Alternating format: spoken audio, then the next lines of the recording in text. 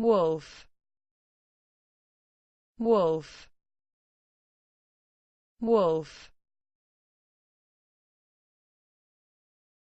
It was described as a monster of terrible size but probable only a hungry wolf, a wild boar which roamed the area, striking terror into the hearts of all the people.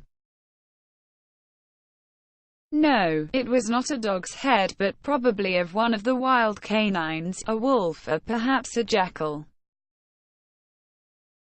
Among wild dogs and wolves, the cooperative hunting pack includes both males and females, and they provision both pups and a nursing mother.